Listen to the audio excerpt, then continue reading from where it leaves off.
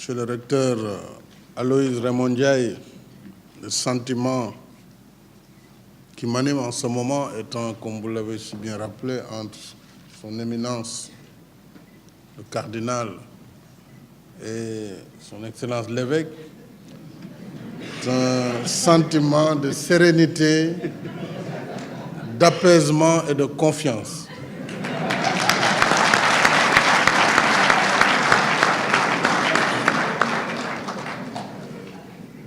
Éminence Théodore Adrien Cardinal Sarr, archevêque émérite de Dakar, président du Conseil régional des évêques de l'Afrique de l'Ouest.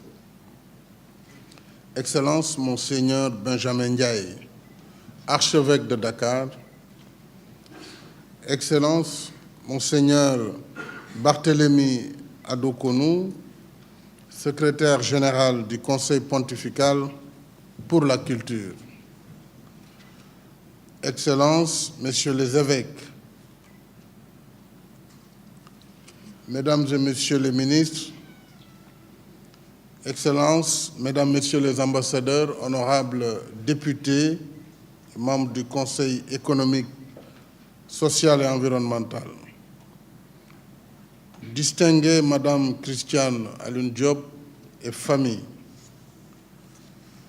Monsieur Alpha Amadou-Sy, président de la communauté africaine de culture, section sénégalaise, Monsieur Aloïse Raymond Ndiaye, coordonnateur du comité scientifique du colloque, révérends, abbés et pères, distingués invités et participants, Mesdames et Messieurs, à l'entame de mon propos, j'aimerais d'abord saluer nos hôtes et les remercier de nous avoir honorés de leur présence. À tous et à toutes, je souhaite un agréable séjour au Sénégal. Je suis heureux de prendre part personnellement à cette réflexion commune sur une rétrospective qui nous rappelle à la fois la portée historique d'une belle œuvre et sa brûlante actualité. C'est ce que suggère en effet votre thème. 50 ans après Vatican II, l'Afrique et l'héritage d'Alioune Diop, le dialogue des religions et les défis du temps présent. De toute évidence, si l'on en juge par l'état du monde, y compris notre voisinage immédiat, le sujet nous interpelle doublement. Il interpelle notre quotidien,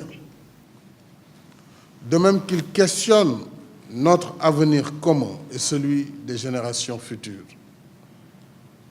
Je félicite donc chaleureusement les initiateurs de cette rencontre, notamment son éminence le cardinal Théodore Adrien Sarr. Parfois, cardinal, j'ai des problèmes, puisque je pensais qu'on devait dire cardinal Théodore Adrien Sarr, mais il me semble que c'est Théodore Adrien Cardinal Sarr. Il faudra un jour que je comprenne l'astuce. Je voudrais donc vous remercier, Éminence, pour votre engagement personnel pour l'organisation de ce colloque. Et remercier également Monseigneur Barthélemy Adokounou, secrétaire général du Conseil pontifical pour la culture. Cette initiative mérite notre estime et notre respect, d'autant plus qu'elle honore un esprit brillant, un illustre fils du Sénégal et de l'Afrique. J'ai cité Alioune Diop. On l'appellerait aujourd'hui un citoyen du monde. Je salue avec déférence sa veuve, Madame Christiane Diop, ici présente, celle qui a été la vie de sa vie, et qui perpétue avec courage et dévouement son œuvre. Elle nous inspire respect et considération. Un autre Diop, l'écrivain et conteur hors pair Birago, nous a appris que les morts ne sont pas morts. Et il avait raison.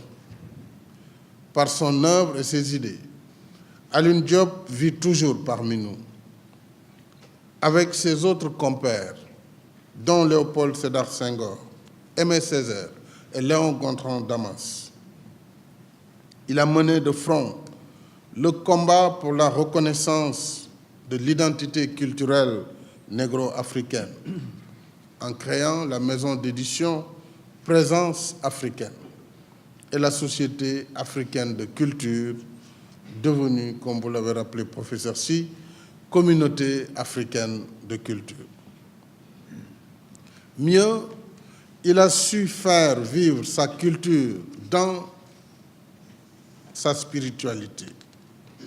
Voilà qu'il nous rassemble aujourd'hui autour de deux valeurs qui nous sont chères, comme il les avait vécues: notre foi et notre culture. Répondant à l'annonce de la convocation du Concile Vatican II par le pape Jean XXIII, Alioune Diop, comprenant immédiatement l'importance majeure de l'événement, avait pris une initiative visionnaire. Il avait en effet organisé une large consultation auprès d'intellectuels africains, hommes de culture, toutes confessions confondues, laïcs, prêtres, théologiens et experts, pour recueillir leurs réflexions, recommandations et propositions concrètes à présenter comme contribution du génie africain au Concile Vatican II. Alioune Diop est un pionnier du dialogue des cultures et des civilisations. Évoquant cette initiative historique, Monseigneur Barthélemy Addo-Kounou, dans sa préface du livre de Monseigneur, ici présent, Narcisse Tishibangu Tishishiku, j'espère que c'est bien ça. Je n'ai pas fait de faute. Merci beaucoup, Monseigneur. Consacré au Concile, témoigne, je le cite, que cet intellectuel de talent avait compris qu'il fallait faire de l'événement qui s'annonçait une occasion de promotion de l'Afrique au sein de la catholicité, en même temps qu'un enracinement de la foi dans la personnalité africaine. L'observation de Monseigneur Addo-Kounou est fort pertinente à mes yeux. Si l'on sait que le Concile Vatican II est considéré comme l'un des événements les plus marquants de l'histoire de l'Église catholique au XXe siècle. C'est ce concile, en effet, c'est avec ce concile que l'Église a su élargir davantage son ouverture au monde moderne et à la diversité des peuples, en faisant une plus grande place à l'originalité des églises locales et en portant une réflexion approfondie sur les rapports de l'Église catholique avec les autres confessions chrétiennes, les autres religions et la société en général. Je voudrais rajouter qu'avec cette volonté d'Alioune Diop, nous sommes toujours dans cette nécessité de bâtir un discours de l'Afrique sur l'Afrique. Un discours de l'Afrique pour l'Afrique et un discours de l'Afrique par l'Afrique, s'entend par les Africains.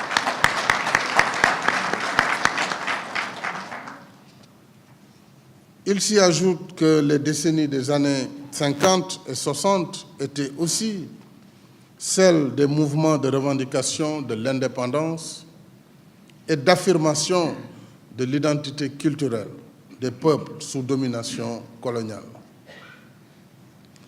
Il était alors fort à propos que notre compatriote Alioune Diop, un des pionniers du mouvement de la négritude, apporta sa pierre à l'édification d'un monde nouveau, débarrassé des préjugés coloniaux, paré du faux prétexte de mission civilisatrice. Ce sont en effet les thèses de l'anthropologie coloniale, comme celle de Hegel et Lucien Lévy-Bruhl, qui ont contribué à dénier la raison et le sens cognitif aux peuples africains, réduits en peuplade primaire à la périphérie de l'histoire. Je cite. Toute cette démarche procédait, bien entendu, d'une pure construction cérébrale. Elle visait en fait à se donner bonne conscience en essayant de justifier l'injustifiable. On a pu parler de mission civilisatrice, comme si l'Afrique était une terre vierge de toute civilisation. Il faut aussi rendre justice aux éminents chercheurs européens qui ont contribué à démanteler l'anthropologie coloniale. Je cite parmi eux Claude Lévi-Strauss, Giambattista Vico, Ernesto de Martino, Marcel Griollet et Léon Frobenius, auteurs d'un fameux ouvrage sur l'histoire de la civilisation africaine. Griollet, qui a fréquemment voyagé en Afrique, a publié plusieurs écrits faisant autorité sur la fabuleuse richesse culturelle du peuple Dogon du Mali. Ces recherches ont d'ailleurs été récemment confortées par le célèbre astronaute américain Carl Sagan, dont l'ouvrage « Le Cosmos » mentionne des connaissances astronomiques accumulées par de fins observateurs du ciel parmi le peuple Dogon. Le mérite d'Alioune Diop et de ses compagnons était justement d'avoir montré par des faits culturels indemnes de toute contestation possible qu'il n'y avait personne à civiliser en Afrique, puisque les peuples prétendument primitifs totalisaient une civilisation multiséculaire. Du reste, par son œuvre colossale, le savant Cheikh Anta Diop, un autre Diop, a démontré à suffisance, sur des bases scientifiques irréfutables, les fondements de la civilisation négro-africaine. En plus de ses travaux sur l'Égypte antique, il a ouvert la voie à des découvertes archéologiques majeures sur l'histoire et la civilisation africaine, notamment avec les sites de Kerman, capitale de l'ancien royaume de Nubie au Soudan, et de Blombos en Afrique du Sud.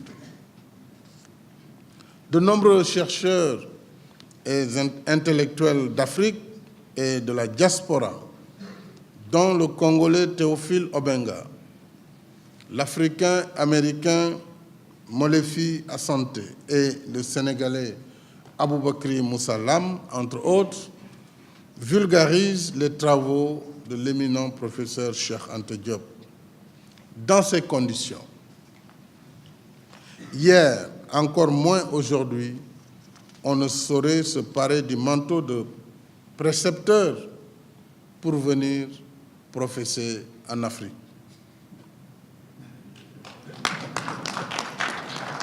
Et ça, c'est valable aussi pour les nouveaux précepteurs.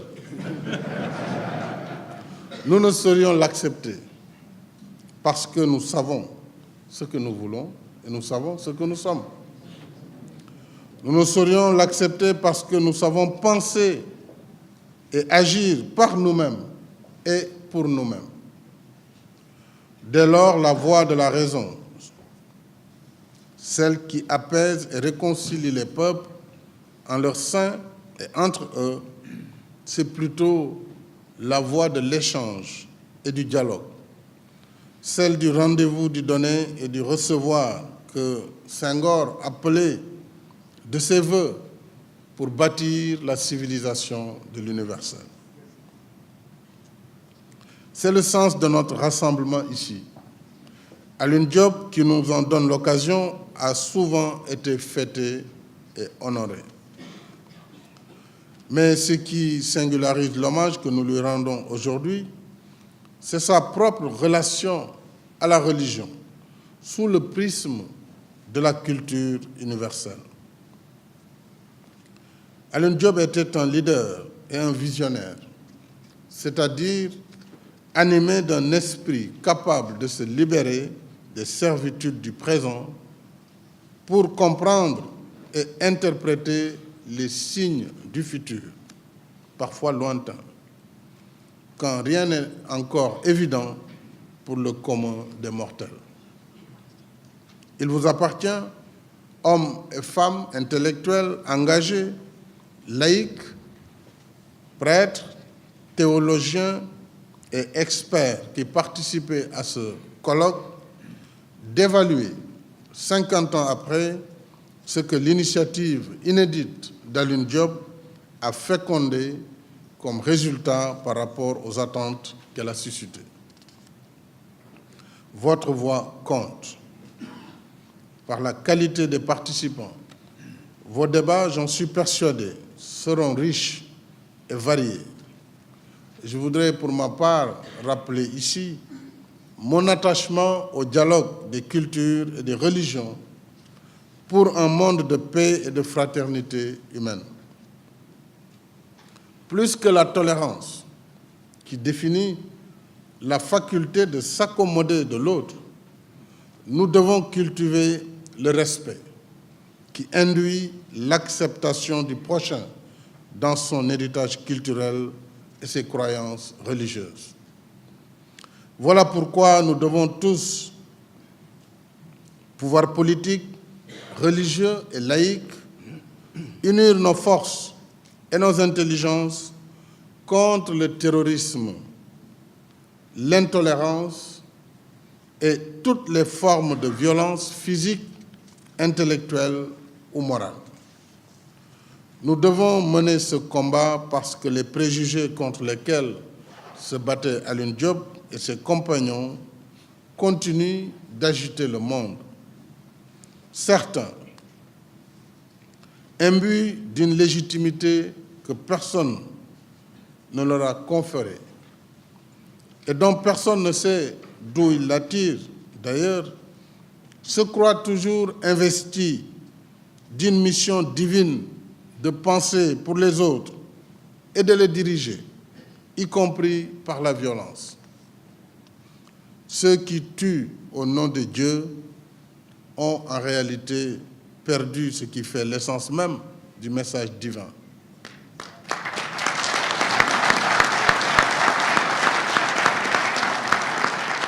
Ce message divin, c'est-à-dire la foi et la raison. Tu ne tueras point.